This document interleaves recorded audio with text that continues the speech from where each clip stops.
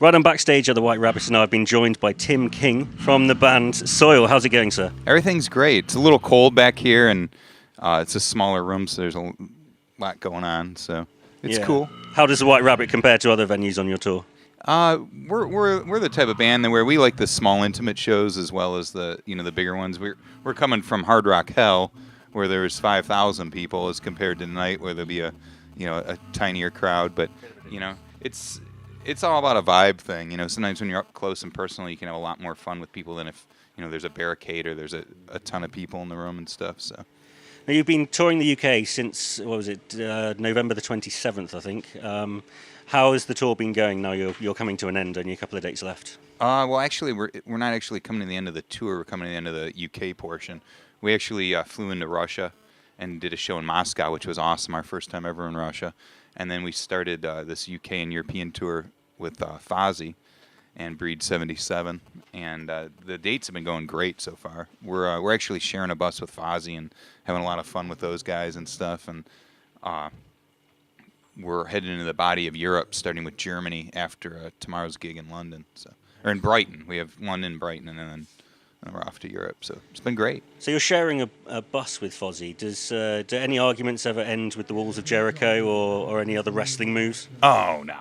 They're super good guys, and they're like us, mellow and low key and stuff like that.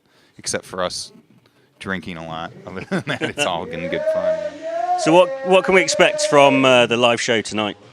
It's definitely going to be hopefully a little bit warmer in there when some people get in there.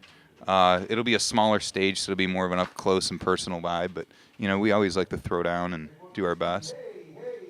Excellent. You're promoting your new live DVD that's been out a little bit now, called Reliving the Scars or Reliving the Scars. Yeah, it was a little play on words. If you look at the packaging, it says Reliving the Scars in London, so it's supposed to be live in London.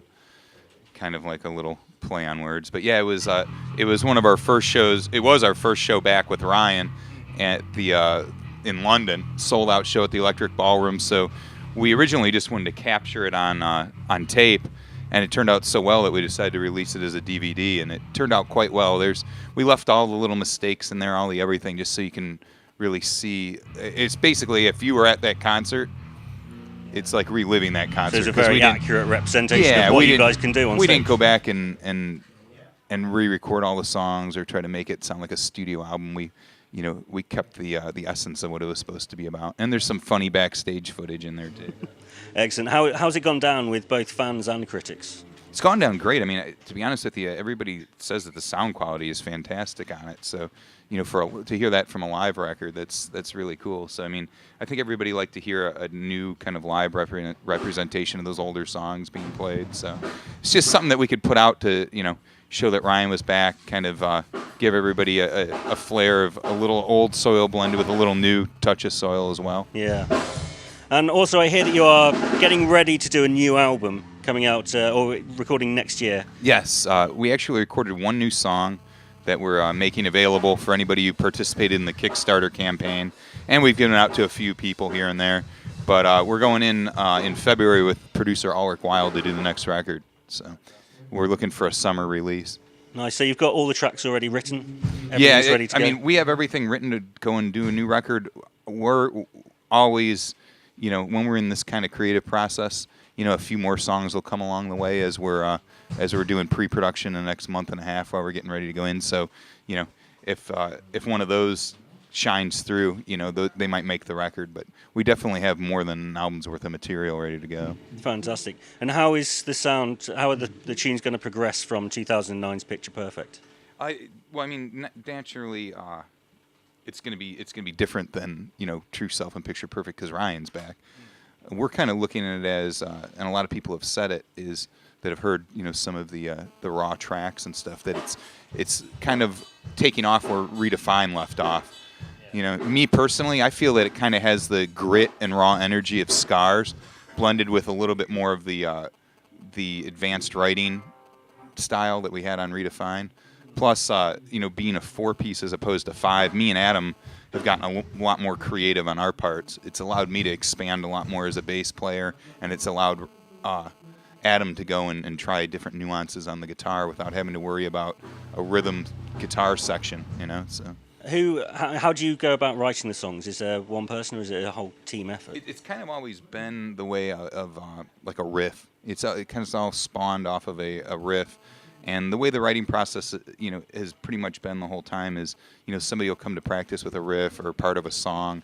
Adam is really good about writing like almost fully completed songs and bringing them, you know, to people and stuff. The way we've been doing it as of late is me and Adam will get together at his house and work on some riffs and stuff, and he'll do some stuff on his own and things like that, and you know, we'll just kind of put everything together, get it over to Ryan. Ryan will make changes or suggestions, and then we'll go and do the changes musically and then put his vocals on it, and that's kind of the representation that we're bringing to the producer, who will then, you know, do the same process again, break things down, put things out. So it's a long process. It's not really like a song's just written and done. It definitely goes through many stages. Yeah. And I hear that also you're partially funding this new album through Kickstarter, where people can pledge money towards it and get the album in return. Yeah, I mean, it was. We're always, you know, looking for new and innovative things to do, and you know, when we saw this Kickstarter thing, it looked more like something that would be up our alley because we are such a band for the fans, and we like to have that interaction.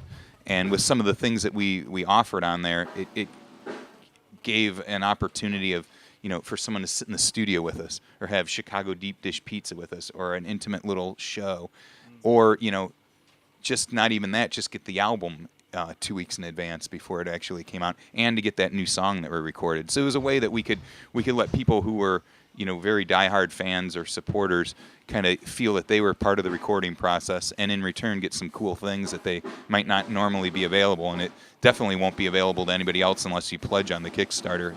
So it's definitely going to help fund the record for us and allow us to make the record in more of a fashion where we call all the shots on it. Yeah.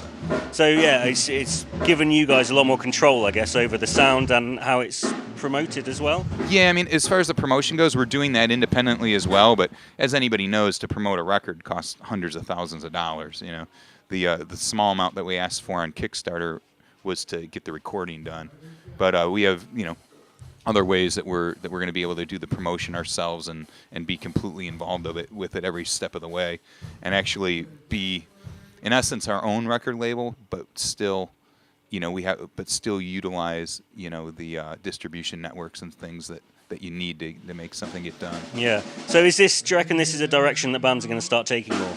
Less of what we know of as labels? I think a lot of bands are going to get very headstrong and think that maybe it's easier than it really is.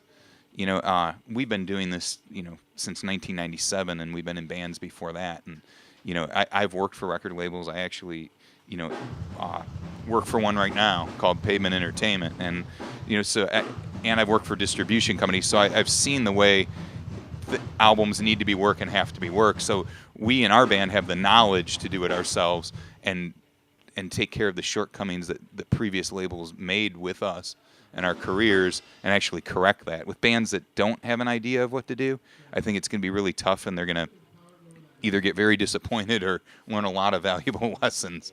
You know, so it's going to be interesting. I think for like I said, for bands like us, it's a great thing and it's an amazing opportunity.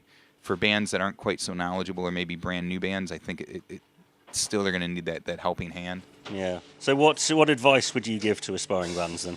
I would say, you know, don't be afraid of technology. Definitely, one thing that I've run across just working in a record label is a lot of these new bands think they're very cocky in the fact that we don't need anybody. We can do it ourselves and screw the system. Which, you know, that's a cool attitude to have. You know, me being a Sex Pistols fan, you know, I've always been a fan of anti-establishment in some ways, but you know, bands like that aren't going to get to where they need to get if they don't ask for some help along the way, especially in the early stages. You do need it. You know, we needed it in the early stages, and a lot of bands will. Either that, or, you know, team up with somebody that you can really trust and have guide you on that. But music's changed a lot, and it's exciting in the fact that, you know, great music can be heard, and a lot of things won't slip through the cracks. But it's also a little scary because, the funding and promotion like it used to be really isn't there much anymore. Yeah. Right, well, thank you very much for joining me. I think we've gone quite deep there into the music industry. I shall leave you to get ready now and warm up, ready for the show. Thanks so much. Warm up is definitely important because I can't feel my toes. Thank you, guys.